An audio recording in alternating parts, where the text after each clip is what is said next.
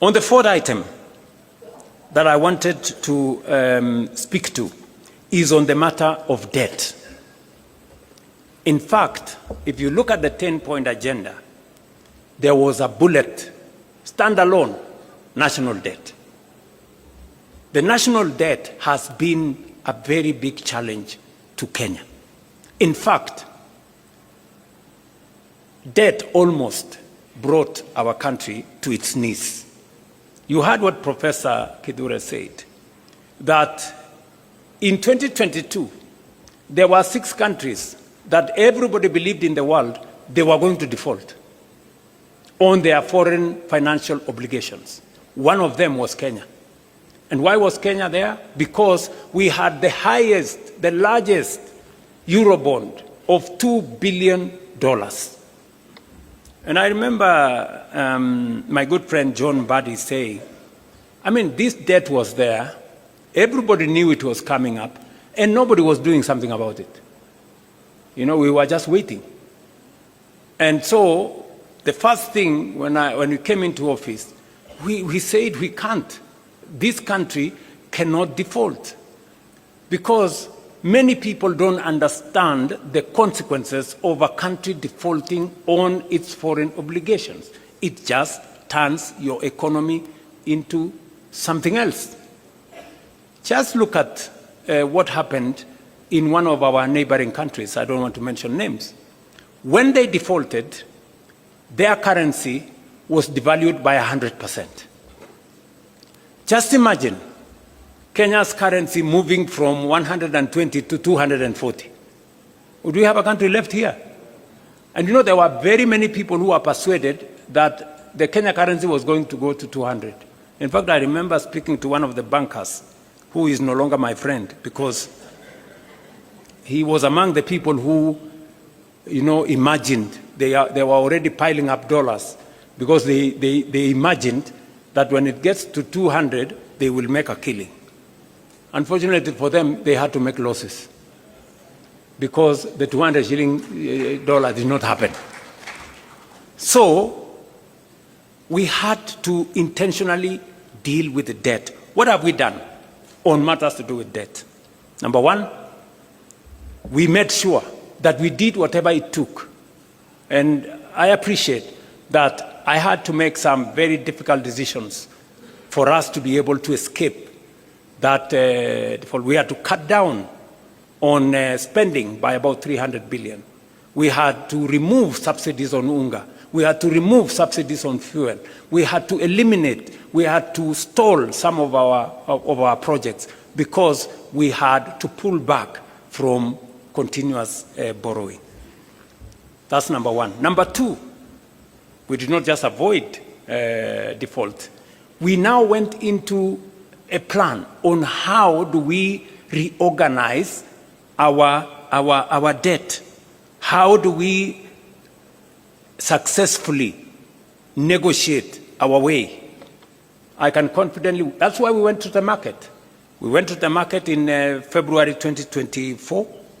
We went to the market in February 2025.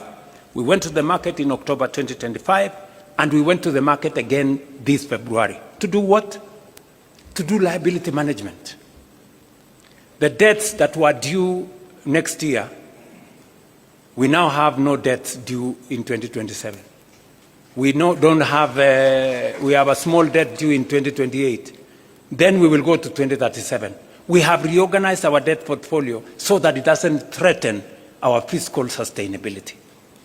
And I must thank John Mbadi and his team at Treasury. They have done a very commendable job. Muwapigie makofi. We have also engaged some of our lenders. I do not want to mention names. I have had to go and sit with some of the lenders and tell them, guys, some of these loans, the repayment is too steep for us. You know, some of the interest rates you are charging us are very high. And we have successfully managed to reduce some of the interest rates. We have managed to change some of the structure of the debt so that instead of too much upfront payment, we have managed to negotiate to make them concessional. And today, I can confidently tell the country that we have avoided situations that would put a lot of strain in our budget. And number three, we have also decided that we are going to be innovative. We are going to be creative in how we do public assets. It is no longer tenable for us to continue borrowing. That is why we have said we are not taking any borrowing resources unless it is absolutely necessary. I see some people say there has been a disagreement between Kenya and the IMF. There is no disagreement. We have just agreed on what to do. We have agreed that if we need your money, we will come for it. If we don't need it, we will do with the resources we have. I mean, how does that amount to a disagreement? Are we together? Yes. I mean, is it wrong to be able to stand on your own and do your own stuff? Is that a weakness or a strength? Yes. To me, akili bana. So, what have we done? We have decided to have alternative instruments of financing our development. We went the route of securitization. Many people told us, oh, you are going to do this. Because of securitization, and I must thank members of parliament, when I negotiated with you and I told you, guys, forgo these 7 shillings, it will help us raise money. We raised 175 billion shillings. We returned all the contractors to our roads. We paid them. Today, we have 6,000 kilometers of road going on in Kenya. We have 90% of our contractors are back on site, and new roads are now being contracted because we decided not to continuously depend on the budget. We looked for alternative instruments of financing our road infrastructure. We are doing the same with Talanta. We are doing the same. Look, when I say innovative, I was explaining today in the morning, how did we decide to finance Talanta? The sports fund has been a fund that has been there forever. That sports fund has not achieved much because you find a few, a small project there. Most of the money is lost. Another project there, some cabro in some place, some gate in some place. We decided that instead of spending this money with no accountability, let us consolidate it and do a big project. Today, and somebody was saying, oh, William Ruto has pledged for 15 years money from the sports fund. Yes, we have done it. But at least we have Talanta Stadium complete, standing here. Tell me, sports fund has been there for 20 years. Which other project has it done? Can you show me one project? At least I can show you what it's going to do for 15 years. Are we together? Yes, that's how innovation works. How are we building Bomas? Have you seen any budget have you seen any approval of any line of budget in Parliament for Bomas? We are building Bomas using the tourism levy. Tourism levy has never done anything for this country for the last 30 years. Nothing. Kuna kitu mara sijui nini naenda kusponsor kitu moja hapo, naenda kusponsor pale, nagawiwa sijui waziri achukue pesa ngapi, sijui nani achukue pesa ngapi. Today, that money is building Bomas.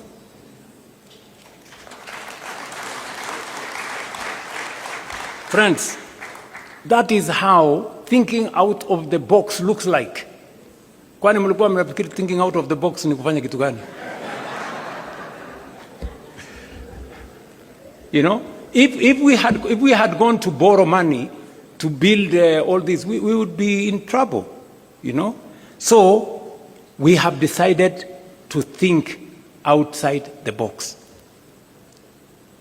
Securitization. We are discussing today proceeds from some of our mature assets.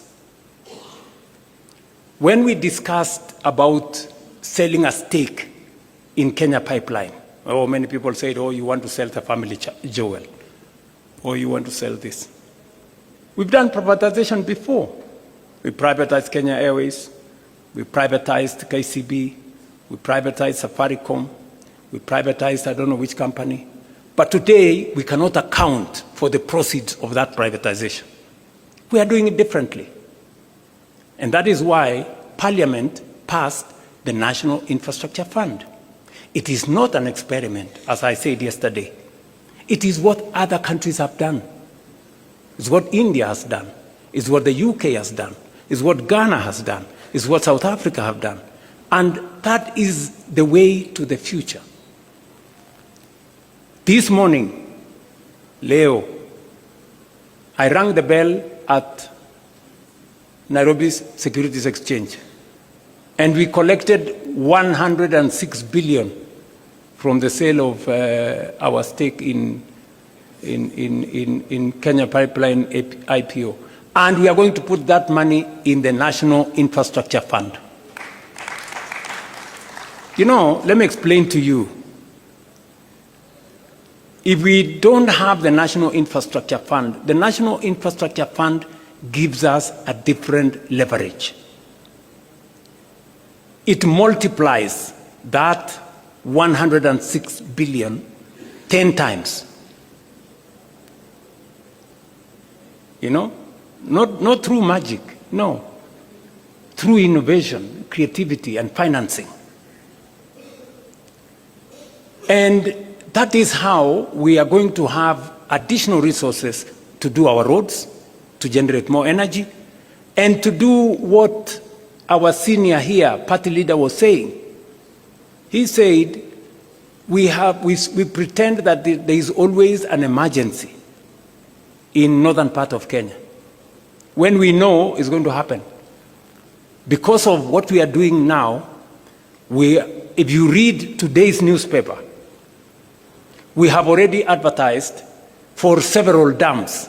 So when I talked about us using the National Infrastructure Fund and proceeds from privatization for building infrastructure, we're not talking about the future. We're doing it now. We've already done the contract for Jomo Kenyatta. That is where about 15 billion shillings is going to go. And that 15 billion shillings is going to enable us raise 150 billion. Just by putting 15 billion. It's the same thing we are going to do with the dams. If you check today, we have already advertised several dams, because that is how we are going to cure the problem of food insecurity. Water harvesting, water storage, irrigation. That's how we are going to eliminate the shame of hunger in our republic. And we are beginning that journey today. Many people were asking themselves, will the National Infrastructure Fund be accountable? I want to tell you, yes, it's going to be accountable. It's going to be accountable to Parliament. It's going to be audited by the Auditor General. It's going to engage Cabinet. And we are going to make sure that no shilling of that money is going to go anywhere except for productive national infrastructure. I will be appointing the board tomorrow. The governing council tomorrow. Then they will be the one to competitively recruit the board, because we want to inject transparency into that space. I was saying this in reference to debt, how we are dealing with debt, and how we want to make debt not a threat to the Republic of Kenya. Number one, we have negotiated with our lenders. Number two, we have rearranged, using liability management, the debt portfolio. Number three, we are using different mechanisms to raise revenues for matters to do with the public infrastructure development. We are using private-public partnership. Finally, the Rironi-Mau Summit Road, we are not even investing money from the public. That is being built using private-public partnership. And that is how we are going to grow our country without putting too much burden on citizens on taxation or over borrowing from everywhere. So, national debt. So if anybody was doubting the commitment of the broad-based government or our commitment to the 10-point agenda, I have explained with clarity what we are doing, because we set up this exam ourselves. We wanted the highest standard for ourselves so that we can serve the Kenyan people better.